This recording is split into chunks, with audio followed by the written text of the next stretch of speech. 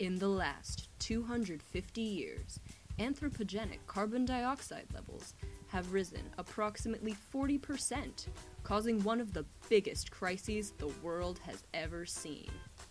Ocean acidification.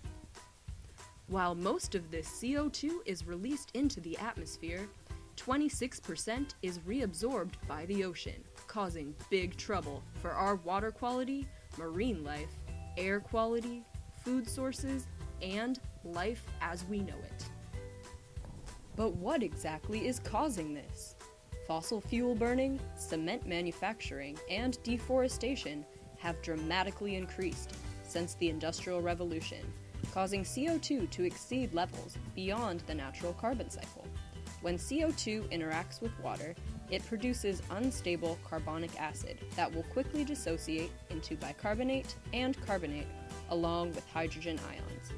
These free hydrogen ions are responsible for the drop in pH, and carbonate reacts with calcium, which erodes animal shells and prevents them from building new ones. This spells big trouble for abalone, diatoms, coral reefs, and the fishes that depend on them for habitat, food, and survival. Not only does this harm ecosystems, it devastates local fisheries and economies that depend on these important resources. But the problem is, people neither know what ocean acidification is, nor how much CO2 they emit. Lots of people know that burning fossil fuels is bad, but do they know how much CO2 is produced by their daily choices? We went out and asked some students to find out. Yikes. I don't know. It's not good for the ocean, but I don't know what it is. It is very bad for coral reefs and other bivalves. High carbon emissions raises acidification levels in the ocean. I do, actually. Last meal was rice and spinach and chicken. So for breakfast today, I had scrambled eggs and hash browns. I had a burrito, Rosaritas. Was steak? It was steak, yeah. Alright, so for the chicken you ate, you emitted 2.5 kilograms of CO2 just for that one piece of chicken. Is that a lot? That's a lot. So the rice, cool, yeah, so that only emitted a little bit under 1 kilogram. Look at spinach, that's unbelievable. It's only 0.15 kilograms. So if you're adding all of that up, about 3.6 kilograms of CO2. So your eggs actually emitted about half a kilogram of CO2 into the environment. And you can see more of it goes into production, but some does go into transportation. You can get it from a place that's not locally sourced. And we'll also take a look at your vegetables. Yeah, so potatoes are actually even less. They're only 0.12 kilograms of CO2 into the environment. So your entire meal was actually pretty low relative to what we usually see with people that eat. The rice, did you have rice in your burrito? I did. Yeah, so that actually emitted about 1 kilogram of CO2. The meat you ate, actually, surprisingly, it is about 7 kilograms of CO2. So how do you do better? Through our research, we found many ways to lower our carbon footprints. By unplugging your device chargers, you are using less electricity, which lowers carbon emissions. Turning off fans and instead opening windows also lowers your electricity consumption. Reduce red meat consumption.